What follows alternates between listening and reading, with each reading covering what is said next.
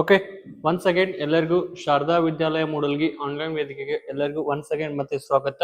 Sir, ನಾವು ಏನ್ ಮಾಡ್ತಿದ್ವಿ ಅಂದ್ರೆ CISF ಗೆ ಸಂಬಂಧಿಸಿದಂತೆ ಟೆಸ್ಟ್ ಸೀರೀಸ್ ಅನ್ನ ಆಗಿರ್ಬೋದು, ಮಾಕ್ ಟೆಸ್ಟ್ ಅನ್ನ ಆಗಿರ್ಬೋದು, ಪ್ರೀವಿಯಸ್ ಇಯರ್ ಕ್ವಶನ್ ಪೇಪರ್ ಅನ್ನ ಎಲ್ಲ ಆಯ್ದ ಪ್ರಶ್ನೆಗಳನ್ನ ನಿಮ್ ಮುಂದೆ ತರ್ತಿದೀವಿ.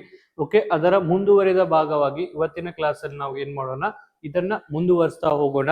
ಮೊದಲನೇ ಕ್ವಶನ್ ಏನಾಗಿರುತ್ತಾ ಅನ್ನೋದು ನೋಡೋಕ್ಕಿಂತ ಮುಂಚೆ ನಿಮ್ಮ ತಯಾರಿ ಚೆನ್ನಾಗಿ ನಡೀತಿದೆ ಅಂತ ಭಾವಿಸ್ತಿದ್ದೀನಿ. ಏನಂದ್ರ ಎಲ್ಲರೂ ಏನ್ ಮಾಡ್ರಿ, ನೀವು ಬೆಸ್ಟ್ ಅಪಾರ್ಚುನಿಟಿ ಆಗಿರುತ್ತ. CISF ಅನ್ನ ನಾನು ಡೈಲಿ ಅದೇ ಹೇಳೋದು ಬೇಡ, ಎಲ್ಲರೂ ಚೆನ್ನಾಗಿ ಓದ್ತಿದ್ದೀರಾ ಅನ್ಕೊಂಡು ಇವತ್ತಿನ ಕ್ಲಾಸ್ ಅನ್ನ ಸ್ಟಾರ್ಟ್ ಮಾಡೋಣ.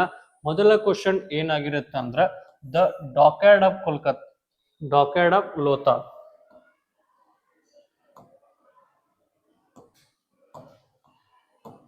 ಓಕೆ, ಲೋಥಾಲ್.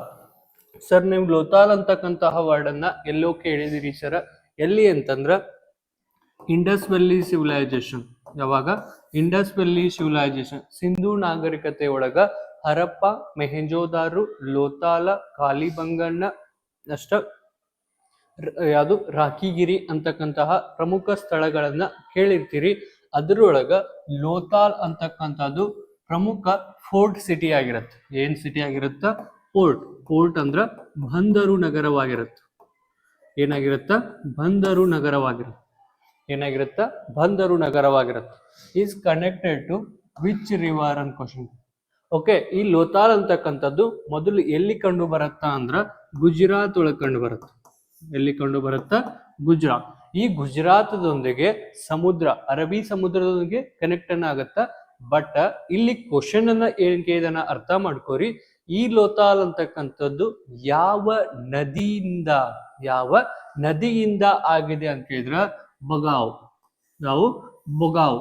ಓಕೆ ಸರ್, ಈ ಬಗಾವ್ ಅಂತಕ್ಕಂಥದ್ದು ಮಾಹಿ ನದಿಯ ಉಪನದಿ ಆಗಿರುತ್ತೆ. ದ ಟ್ರಿಬ್ಯೂಟರಿ ಆಫ್ ಮಾಹಿ ನದಿಯ ಉಪನದಿ ಆಗಿರುತ್ತೆ. ಓಕೆ, ಈ ರೀತಿ ಕ್ವಶನ್ ಅನ್ನ ಕೇಳ್ತಾನೆ. ಓಕೆ, ಸಮಟೈಮ್ಸ್ ಈ ಲೋಥಾಲ್ ಅಂತಕ್ಕಂಥದ್ದು ಯಾವುದು? ಲೋಥಾಲ್ ಅಂತಕ್ಕಂಥದ್ದು ಇದು ಯಾವ ಪ್ರದೇಶವಾಗಿರುತ್ತ ಅಂತ ಕೇಳಿದ್ರ ಪೋರ್ಟ್ ಸಿಟಿ. ಏನಾಗಿರುತ್ತ? ಬಂದರು ನಗರವಾಗಿರುತ್ತೆ. ಆದ್ರ ನೆಕ್ಸ್ಟ್ ಈ ಲೋಥಾಲ್ ಅಂತಕ್ಕಂಥದ್ದನ್ನ ಯಾರು ಕಂಡು ಹಿಡಿದ್ರು ಅಂತ ಕೇಳಿದ್ರ SR ರಾವ್. ಯಾರು ಕಂಡು ಹಿಡಿದ್ರು? SR ರಾವ್ ಅವರು ಈ ಬಂದರು ನಗರವನ್ನ ಕಂಡು ಹಿಡಿತಾರೆ. Next question, the which Veda contents Gayatri Mantra. Very good question. ಯಾವುದು? ಗಾಯತ್ರಿ ಮಂತ್ರ. ಗಾಯತ್ರಿ ಮಂತ್ರ ಅಂತಕ್ಕಂಥದ್ದು ಯಾವ ವೇದದೊಂದಿಗೆ ಏನಾಗ್ಯದ? ಯಾವ ವೇದದಲ್ಲಿ ಕಂಡು ಬರುತ್ತ? ಯಾವ ವೇದದಲ್ಲಿ ಕಂಡು ಬರುತ್ತ? ಆಪ್ಷನ್ ಎ ಋಗ್ವೇದ, ಯಜುರ್ವೇದ, ಸಾಮವೇದ ಹಾಗೂ ಅಥರ್ವಣ ವೇದ. ಓಕೆ ಸರ್, ನಿಮ್ಗೆ ಗೊತ್ತದ ಋಗ್ವೇದ ಅಂತಕ್ಕಂಥದ್ದು ಓಲ್ಡೆಸ್ಟ್ ವೇದ, ಅತ್ಯಂತ ಪ್ರಾಚೀನ ವೇದ ಅಂತ ಹೇಳಿ ನಾವು ಕಲಿತೀವಿ.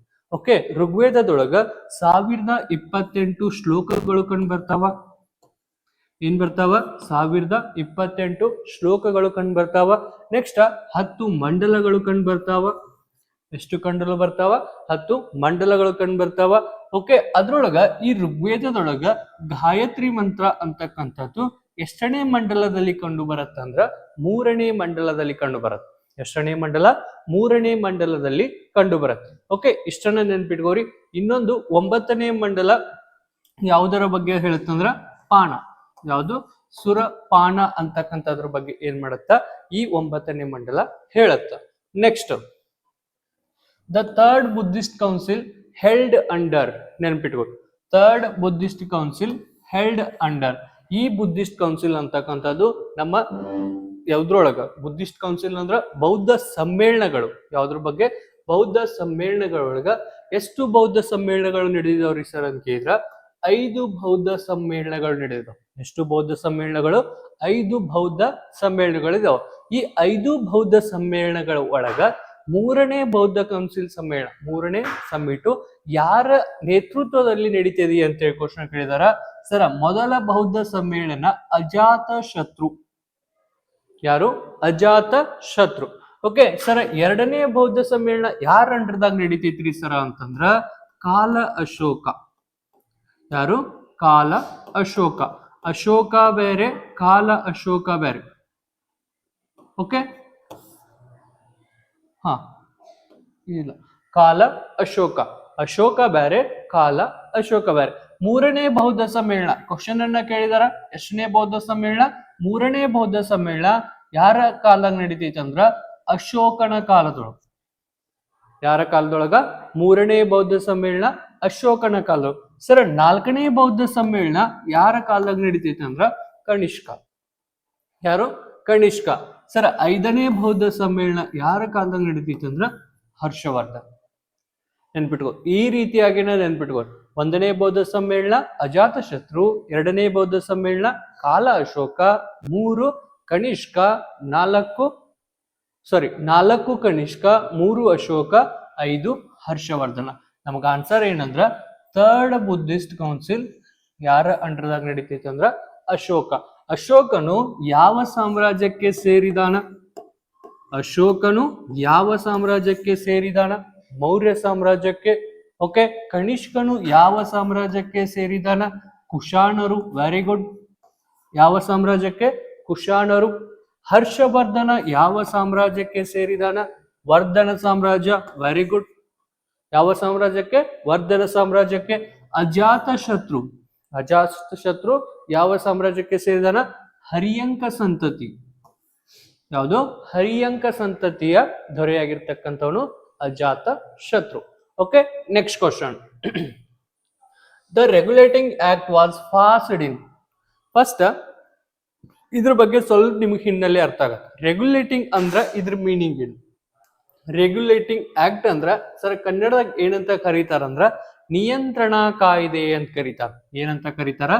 ನಿಯಂತ್ರಣಾ ಕಾಯ್ದೆ. ಇವಾಗ ನಿಮ್ಗೆ ಅರ್ಥ ಮುರ್ದಾಗ ಗೊತ್ತಾಗ್ಯದ. ಏನು? ನಿಯಂತ್ರಣ ಕಾಯ್ದೆ. ಓಕೆ. ನಿಯಂತ್ರಣ ಕಾಯ್ದೆ. ಸರ್, ಏನನ್ನ ನಿಯಂತ್ರಣ ಮಾಡಕ್ ಹೋಗಿದಾರ ಇವರು? ಏನನ್ನ ನಿಯಂತ್ರಣ ಮಾಡಕ್ ಹೊರಟಿದಾರ ಅಂತ ಕೇಳಿದ್ರ ಯಾರನ್ನ?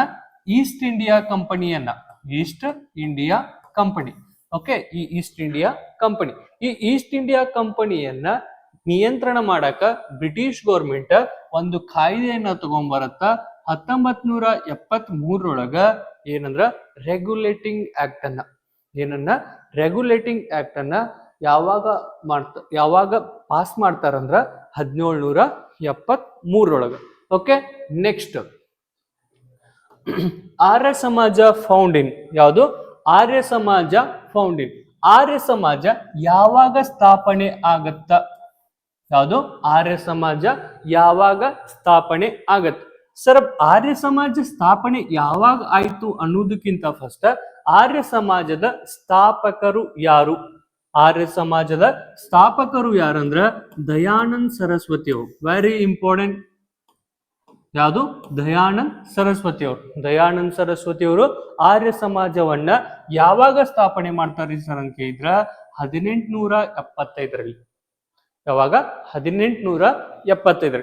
ಈ ದಯಾನಂದ್ ಸರಸ್ವತಿ ಅವ್ರ ಬಗ್ಗೆ ಹೇಳ್ಬೇಕಂದ್ರ ಇವರು ಒಂದು ಪ್ರಮುಖ ಸ್ಲೋಗನ್ ಅನ್ನು ನೀಡಿರ್ತಾರ. ಏನನ್ನ? ಪ್ರಮುಖ ಸ್ಲೋಗನ್ ಅನ್ನು ನೀಡಿರ್ತಾರ. Back to Vedas. ಏನು? Back to Veda. ಏನಂತ ಕರೀತಾರ? ವೇದಗಳಿಗೆ ಹಿಂತಿರುಗಿ ಅಂತಕ್ಕಂತಹ ಕರೆಯನ್ನ ನೀಡಿರ್ತಕ್ಕಂಥವ್ರು ಯಾರು ಅಂತಂದ್ರ ಯಾರು? ಆರ್ಯ ಸಮಾಜ. ಯಾರು? ಆರ್ಯ ಸಮಾಜ. ಓಕೆ. ನೆಕ್ಸ್ಟ್, ಆರ್ಯ ಸಮಾಜ ಆಯ್ತು. ಬ್ರಹ್ಮ ಸಮಾಜದ ಸ್ಥಾಪಕರು ಯಾರಾಗಿದ್ರು? ಬ್ರಹ್ಮ ಸಮಾಜ ಗೊತ್ತಲ್ಲ, ರಾಜಾರಾಮ್ ಮೋಹನ್ ರಾಯ್ ಅವರು. ಯಾರು? ರಾಜಾರಾಮ್ ಮೋಹನ್ ರಾಯ್ ಅವರು. ಓಕೆ. ಪ್ರಾರ್ಥನಾ ಸಮಾಜದ ಸ್ಥಾಪಕರು ಯಾರಾಗಿದ್ರು? ಜ್ಯೋತಿಬಾ ಫುಲೆ. ಜ್ಯೋತಿಬಾ ಫುಲೆ ಯಾರಾಗಿದ್ರು? ಅಲ್ಲ. ಓಕೆ. ಇವರಲ್ಲ, ಇವರು ಸತ್ಯಶೋಧಕ ಸಮಾಜ. ಯಾರು? ಸತ್ಯಶೋಧಕ ಸಮಾಜ, Jyotiba Phule. Next, the Lucknow fact was signed in. Lucknow fact ಅಂದ್ರ ಒಪ್ಪಂದ. ಯಾವುದು? ಲಕ್ನೋ ಫ್ಯಾಕ್ಟ್ ಅಂದ್ರ ಒಪ್ಪಂದ.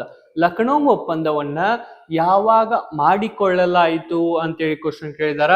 ಲಕ್ನೋ ಒಪ್ಪಂದವನ್ನ 1916 ಮಾಡಿಕೊಳ್ಳಲಾಯಿತು. ಯಾವಾಗ ಮಾಡಿಕೊಳ್ಳಲಾಯಿತು? 1916 ಮಾಡಿಕೊಳ್ಳಲಾಯಿತು. ಸರ್, ಈ ಲಕ್ನೋ ಒಪ್ಪಂದ ಯಾರ ಮಧ್ಯೆ ನಡೆಯಿತು? Very important. ಓಕೆ.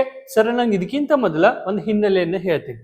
ಯಾವಾಗಂದ್ರ 1907 ಯಾವಾಗ ಸೂರತ್, ಯಾವುದು? ಸೂರತ್ ಡಿವೈಡ್. ಯಾವುದು ಸೂರತ್ ಡಿವೈಡ್. ಯಾವುದು ಸೂರತ್ ಡಿವೈಡ್, ಸೂರತ್ ವಿಭಜನೆ ಅಂತ ಬರುತ್ತೆ.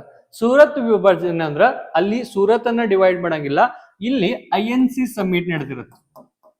ಏನ್ ನಡೆದಿರುತ್ತ, ಇಂಡಿಯನ್ ನ್ಯಾಷನಲ್ ಕಾಂಗ್ರೆಸ್ ನ ಅಧಿವೇಶನ ನಡೆದಿರುತ್ತೆ. ಆ ಟೈಮ್ದೊಳಗ ಮಂದಗಾಮಿಗಳು, ಮಾಡರೇಟರ್ಸ್ ಅಂಡ್ ಎಕ್ಸ್ಟ್ರೀಮೇಟರ್ಸ್, ಮಂದಗಾಮಿಗಳು ತೀವ್ರಗಾಮಿಗಳ ಮಧ್ಯೆ ಭಿನ್ನಾಭಿಪ್ರಾಯ ಸೃಷ್ಟಿ ಆಗ್ತದೆ. ಏನಾಗ್ತೈತಿ, ಭಿನ್ನಾಭಿಪ್ರಾಯ ಸೃಷ್ಟಿ ಆಗ್ತದೆ. ಇವರಿಬ್ರು ಕಾಂಗ್ರೆಸ್ ಇವರಿಬ್ಬರ ನಡುವೆ ಭಿನ್ನಾಭಿಪ್ರಾಯ ಸೃಷ್ಟಿ ಆಗ್ತೈತಿ. ಅದನ್ನ ಸೂರತ್ ವಿಭಜನೆ ಅಂತ ಕರೀತೀವಿ. ಒನ್ಸ್ ಅಗೇನ್ ಮತ್ತೆ ಕಾಂಗ್ರೆಸ್ ಮತ್ತು ಮುಸ್ಲಿಂ ಲೀಗ್ ಮಧ್ಯೆ, ಯಾವ್ದ್ರ ಮಧ್ಯೆ, ಕಾಂಗ್ರೆಸ್ ಮತ್ತು ಮುಸ್ಲಿಂ ಲೀಗ್ ಮಧ್ಯೆ. ನೆಕ್ಸ್ಟ್ ಈ 1907 ಆಗಿರ್ತಕ್ಕಂತಹ ಸೂರತ್ ಡಿವೈಡ್ ಅನ್ನ ಯಾವಾಗ ಅಂತಂದ್ರ 1916 ಯಾವಾಗ 1916 INC ಸಮ್ಮಿಟ್, ಯಾವುದು 1916 INC ಸಮ್ಮಿಟ್ ಎಲ್ಲಿ ನಡೆದಿರುತ್ತೆ ಅಂದ್ರ ಲಕ್ನೋ ಒಳಗೆ. ಇವರಿಬ್ರು ವಾಪಸ್ ಕೂಡಿದ್ದನ್ನ ಏನಂತ ಕರೀತಾರ, ಲಕ್ನೋ ಫ್ಯಾಕ್ಟ್ ಅಂತ ಕರೀತಾರ. ಏನಂತ ಕರೀತಾರ, ಲಕ್ನೋ ಫ್ಯಾಕ್ಟ್ ಅಂತೇಳಿ ಕರೀತಾರ. ನೆನ್ಪಿಟ್ಕೋರಿ. ಓಕೆ, ಹಿನ್ನೆಲೆ ನಿಮ್ಗೆ ಲಕ್ನೋ ಫ್ಯಾಕ್ಟ್ ಅಂದ್ರೆ ಅಷ್ಟೇ ಹೇಳಿದ್ರೆ ಅರ್ಥ ಆಗಂಗಿಲ್ಲ. ಈ ಲಕ್ನೋ ಫ್ಯಾಕ್ಟ್ ಯಾಕೆ ಬಂತು, ಯಾಕಾಯ್ತು, ಯಾರ ಮಧ್ಯೆ ಆಯ್ತು, ಈ ರೀತಿಯಾಗಿ ನೀವು ಇದ್ರ ಬಗ್ಗೆ ಗೊತ್ತಾಯ್ತಂದ್ರ ಯಾವುದೇ ಕಾರಣಕ್ಕೂ ಇದನ್ನ ಮರೆಯಂಗಿಲ್ಲ. ಓಕೆ, ನೆಕ್ಸ್ಟ್ ಇದು ನಮ್ಮ ಕ್ಯಾಂಪಸ್ ಆಗಿರುತ್ತ. ನಾನು ಮೊದಲೇ ಹೇಳಿದಂಗ TA ಯಾರಾದ್ರೂ ಟಿಎದವ್ರು ಈ ಕ್ಲಾಸ್ ಅನ್ನ ಕೇಳ್ತಿದ್ರಂದ್ರ, ನಿಮ್ ಫ್ರೆಂಡ್ಸ್ ಯಾರಾದ್ರೂ TA ಆಗಿತ್ತಂದ್ರ ನಮ್ಮ ಶಾರದಾ ವಿದ್ಯಾಲಯದೊಳಗ ಫ್ರೀ ಕೋಚಿಂಗ್ ಕೊಡಾತೀವಿ. ಏನ್ ಮಾಡಾತೀವಿ, ಫ್ರೀ ಕೋಚಿಂಗ್ ಅನ್ನ ಕೊಡಾತೀವಿ. ಓಕೆ, ನಿಮಗಂತ ಹೇಳಿದ ಯಾವುದೇ ದುಡ್ಡನ್ನ ಏನ್ ಮಾಡಂಗಿಲ್ಲ, ತಗೊಳಂಗಿಲ್ಲ. ಆಸಕ್ತಿ ಇರ್ತಕ್ಕಂತಹ ವಿದ್ಯಾರ್ಥಿಗಳು ಏನ್ ಮಾಡ್ಬೋದು, ನಮ್ಮ ಫ್ರೀ ಕೋಚಿಂಗ್ ಬಂದು ಜಾಯಿನ್ ಆಗ್ಬಹುದು. Okay, next who lead the salt satyagraha in Kerala? Very good. ನನ್ ಫಸ್ಟ್ ಸಾಲ್ಟ್ ಸತ್ಯಾಗ್ರಹ ಅಂದ್ರ ಹೇಳ್ಬೋದು ಉಪ್ಪಿನ ಸತ್ಯಾಗ್ರಹ. ಯಾವಾಗ ಅಂತಂದ್ರ 1930 ಮಾರ್ಚ್ ಒಳಗ. ಏನು, ಮಾರ್ಚ್ ಒಳಗ, 1930 ಮಾರ್ಚ್ ಒಳಗ ಈ ಸತ್ಯಾಗ್ರಹವನ್ನ ದೇಶದ ತುಂಬೆಲ್ಲ ಅಂದ್ರ ಸೆಂಟ್ರಲ್ ಆಗಿ ದೇಶದ ತುಂಬ ಯಾರು ಮುಂದುವರಿಸ್ತಾರಂದ್ರ ಮಹಾತ್ಮ ಗಾಂಧೀಜಿಯವ್ರು. ಯಾರು ಮುಂದುವರಿಸ್ತಾರ, ಮಹಾತ್ಮ ಗಾಂಧೀಜಿಯವ್ರು. ಆದ್ರ ಕೇರಳ ಭಾಗದೊಳಗೊಬ್ರು ಮುನ್ನಡೆಸ್ತಾರ. ಯಾರು ಅಂತ ಕೇಳಿದ್ರ ಕೆ ಕೇಳಪ್ಪಣ್ಣ. ಯಾರು, ಕೆ ಕೇಳಪ್ಪಣ್ಣ. ಇವ್ರನ್ನ ಕೇರಳದ ಗಾಂಧಿ ಅಂತ ಕರೀತಾರ. ಏನಂತ ಕರೀತಾರ, ಕೇರಳದ ಗಾಂಧಿ. ಓಕೆ, ನೆಕ್ಸ್ಟ್ ಗಡಿನಾಡ ಗಾಂಧಿ ಅಂತೇಳಿ ಯಾರನ್ನ ಕರೀತಾರಂದ್ರ ಖಾನ್ ಅಬ್ದುಲ್ ಗಫರ್ ಖಾನ್. ಖಾನ್ ಅಬ್ದುಲ್ ಗಫರ್ ಖಾನ್ ಅವರನ್ನ ಗಡಿನಾಡ ಗಾಂಧಿ ಅಂತೇಳಿ ಕರೀತಾರೆ. Okay, next the tropic of cancer passes through the how many states in India? Okay, ನಾನು ನಿಮ್ಗೆ ಮೊನ್ನೆ ಯಾವಾಗ ಹೇಳಿದ್ದೀನಿ ಅನ್ಸುತ್ತ, ಹಿಂದಿನ ಕ್ಲಾಸ್ದಾಗ ಹೇಳಿದ್ದೀನಿ. ಓಕೆ, ಈ ರೀತಿಯಾಗಿ ಇರ್ತಕ್ಕಂತಹ ನಮ್ಮ ಭಾರತ ಓಕೆ, ಈ ರೀತಿಯಾಗಿ ನಮ್ಮ ಭಾರತ ಅದ ಅಂತ ತಿಳ್ಕೊಳ್ರಿ. ಓಕೆ, ಈ ರೀತಿಯಾಗಿ ಅದ, ಮೇಲ್ಗಡೆ ಅಷ್ಟು ಚಂದಾಗಿಲ್ಲ. ಓಕೆ, ಈ ರೀತಿಯಾಗಿ ನಮ್ಮ ಭಾರತದ ಇಲ್ಲಿ ನಮ್ಮ ಟ್ರಾಫಿಕ್ ಆಫ್ ಕ್ಯಾನ್ಸರ್ ಆಗೋಗ್ಯದ. ಏನಾಗ್ಯದ, ಟ್ರಾಫಿಕ್ ಆಫ್ ಕ್ಯಾನ್ಸರ್ ಹಾದೋಗ್ಯದ. ಈ ಟ್ರಾಫಿಕ್ ಆಫ್ ಕ್ಯಾನ್ಸರ್ ಎಷ್ಟು ರಾಜ್ಯಗಳ ಮೂಲಕ ಹಾದು ಹೋಗೈತಿ ಅಂತ ಕ್ವಶನ್ ಕೇಳಿದ್ರ 8 ರಾಜ್ಯಗಳ ಮೂಲಕ. ಎಷ್ಟು ರಾಜ್ಯಗಳ ಮೂಲಕ? 8 ರಾಜ್ಯಗಳ ಮೂಲಕ. ಗುಜರಾತ್, ರಾಜಸ್ಥಾನ್, ಮಧ್ಯಪ್ರದೇಶ್, ಛತ್ತೀಸ್ಗಢ, ನೆಕ್ಸ್ಟ್ ತ್ರಿಪುರಾ, ಮಿಜೋರಾಂ, ಎಷ್ಟದು 5, 6, 7, ಛತ್ತೀಸ್ಗಢ, ಪಮ್ಮಿ ಮಗು, ಗುಜರಾತ್, ರಾಜಸ್ಥಾನ್, 8 ಮಗು, ರಾಜ್ಯ ಪಶ್ಚಿಮ ಬಂಗಾಳ. ಯಾವುದು? ಪಶ್ಚಿಮ ಬಂಗಾಳ. ಓಕೆ, 8 ರಾಜ್ಯಗಳು ಏನ್ ಮಾಡ್ತಾವ ಅಂದ್ರ ನಮ್ಮ ಭಾರತದ ಮೂಲಕ ಈ ಟ್ರಾಪಿಕ್ ಆಫ್ ಕ್ಯಾನ್ಸರ್ ಮೂಲಕ ಹಾದು ಹೋಗ್ತಕ್ಕಂಥ. Okay, next Narmada rivers follow through. ಅದು ಫ್ಲೋಸ್ ಥ್ರೂ. ನರ್ಮದಾ ನಿವರ ಯಾವುದರ ಮೂಲಕ ಹಾದು ಹೋಗುತ್ತದೆ ಅಂತ ಕ್ವಶನ್ ಅದ. ನರ್ಮದಾ ನದಿಯು ಯಾವುದರ ಮೂಲಕ ಹಾದು ಹೋಗುತ್ತೆ ಅಂದ್ರ rift valley. First sir, Narmada ನದಿಯು ಎಲ್ಲಿ ಉಗಮವಾಗುತ್ತಾ ಅಂತ ಕ್ವಶನ್ ಕೇಳ್ಬೋದು. ಓಕೆ, ನರ್ಮದಾ ನದಿಯು ಮಧ್ಯಪ್ರದೇಶದ ಅಮರಕಂಟಕದಲ್ಲಿ ಉಗಮವಾಗುತ್ತ. ಮಧ್ಯಪ್ರದೇಶದ ಅಮರಕಂಟಕ, ನೆನಪಿಟ್ಕೋರಿ, ಮಧ್ಯಪ್ರದೇಶದ ಅಮರಕಂಟಕ. ಓಕೆ, ಮತ್ತೇನ್ ಕ್ವಶನ್ ಕೇಳ್ಬೋದು ನರ್ಮದಾ ನದಿ ಬಗ್ಗೆ? ನರ್ಮದಾ ನದಿಯು east flowing water, west flowing water ಒಂದು ಕ್ವಶನ್ ಕೇಳ್ಬೋದು. ನರ್ಮದಾ ನದಿಯು ವೆಸ್ಟ್ ಫ್ಲೋಯಿಂಗ್ ವಾಟರ್. ಸರ್ ಏನ್ರಿ ವೆಸ್ಟ್ ಈಸ್ಟ್ ಅಂತ ಕೇಳ್ಬೇಡ್ರಿ. ವೆಸ್ಟ್ ಅಂದ್ರ ಪಶ್ಚಿಮಕ್ಕೆ ಹರಿಯುವ ನದಿಗಳು, ಹಾಗೆ ಪೂರ್ವಕ್ಕೆ ಹರಿಯುವ ನದಿಗಳು. ಇದು ಪಶ್ಚಿಮಕ್ಕೆ ಹರಿದು ಎಲ್ಲಿ ಬಂದು ಲೀನ ಆಗ್ತೈತಿ, ಎಲ್ಲಿ ಬಂದು ತನ್ನ ಜಲಾನಯನ ಪ್ರದೇಶವನ್ನ ಎಂಡು ಮಾಡ್ತೈತಿ ಅಂತ ಕೇಳಿದ್ರ ಅರೇಬಿಯನ್ ಸಿ. ಯಾವುದು? ಅರೇಬಿಯನ್ ಸಮುದ್ರ. ಏನು? ಅರೇಬಿಯನ್ ಸಮುದ್ರದಲ್ಲಿ ತನ್ನ ಜಲಾನಯನ ಪ್ರದೇಶವನ್ನ ಅಂತ್ಯ ಮಾಡುತ್ತೆ. ಡೆಲ್ಟಾ ಅಂತ ಕರೀತಾರ. Okay, next, which of the largest salt water lake in the India? Okay, largest salt water lake, salt water lake.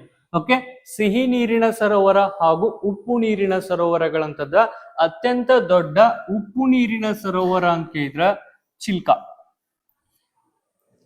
ಅತ್ಯಂತ ಉಪ್ಪು ನೀರಿನ ಸರೋವರ ಯಾವುದು ಅಂತಂದ್ರ Chilka. Okay, next, which articles deals with the abolition of untouchability? ಯಾವುದು? Abolition of untouchability. Okay, untouchability ಅಂದ್ರ ಅಸ್ಪೃಶ್ಯತೆ. Very good. ಏನು? ಅಸ್ಪೃಶ್ಯತೆ. ಏನು? ಅಸ್ಪೃಶ್ಯತೆ. ಓಕೆ, ಏನಂತ ಕರೀತಾರ? ಅಸ್ಪೃಶ್ಯತೆ. ಈ ಅಸ್ಪೃಶ್ಯತೆಯನ್ನ ನಿವಾರಣೆ ಮಾಡ್ತಕ್ಕಂಥದ್ದು ಸಂವಿಧಾನದ ಯಾವ ವಿಧಿಯಲ್ಲಿ ಕಂಡು ಬರುತ್ತ ಅಂತ ಕೇಳಿದ್ರ ಆರ್ಟಿಕಲ್ 17. ಆರ್ಟಿಕಲ್ 17. ಓಕೆ, ಅಸ್ಪೃಶ್ಯತೆ ನಿವಾರಣೆ ಅಂತಕ್ಕಂಥದ್ದು this is the fundamental right. ಇದು ಒಂದು ಮೂಲಭೂತ ಹಕ್ಕಾಗಿರ್ತಕ್ಕಂಥದ್ದು. ಏನಾಗಿರುತ್ತ? ಮೂಲಭೂತ ಹಕ್ಕಾಗಿರ್ತಕ್ಕಂಥದ್ದು. Next question, the union list contains. Union list. Okay, ನಮ್ಮ ಸಂವಿಧಾನದ 7ನೇ ಅನುಸೂಚಿಯಲ್ಲಿ ಎಷ್ಟು ಲಿಸ್ಟ್ಗಳು ಕಂಡು ಬರ್ತಾವ? 3 ಲಿಸ್ಟ್ಗಳು ಕಂಡು ಬರ್ತಾವ. ಒಂದು ಯೂನಿಯನ್ ಲಿಸ್ಟ್, ಸ್ಟೇಟ್ ಲಿಸ್ಟ್ ಹಾಗೂ ಕನ್ಕರೆಂಟ್ ಲಿಸ್ಟ್ ಅಂತೇಳಿ 3 ಲಿಸ್ಟ್ಗಳು ಕಂಡು ಬರ್ತಾವ. ಈ 3 ಲಿಸ್ಟ್ ಒಳಗ ಯಾವ್ದ್ರೊಳಗ? 3 ಲಿಸ್ಟ್ ಒಳಗ ಯೂನಿಯನ್ ಲಿಸ್ಟ್ ಒಳಗ ಎಷ್ಟು ವಿಷಯಗಳು ಇದಾವ, ಎಷ್ಟು ಸಬ್ಜೆಕ್ಟ್ಸ್ ಇದಾವ ಅಂತ ಕೇಳಿದ್ರ ಎಷ್ಟಿದಾವ? 100 ಸಬ್ಜೆಕ್ಟ್ಸ್ ಇದಾವ. 100 ಸಬ್ಜೆಕ್ಟ್ಸ್ ಇದಾವ. Okay sir, 97 ಮೊದಲಿದು. ಏನಿದು? ಫಸ್ಟ್ ಇದು. ಇವಾಗ 100 ಸಬ್ಜೆಕ್ಟ್ಸ್ ಆಗಿದಾವ. ಓಕೆ, ಈ 66 ಅನ್ನೋದು ಸ್ಟೇಟ್ ಲಿಸ್ಟ್ ಒಳಗಿರ್ತಕ್ಕಂಥ. ಎಲ್ಲಿ? State list. ಎಲ್ಲಿ? State list. ಓಕೆ, 52 ಇವು ಕನ್ಕರೆಂಟ್ ಲಿಸ್ಟ್ ಒಳಗೆ. ಎಲ್ಲ? Concurrent list.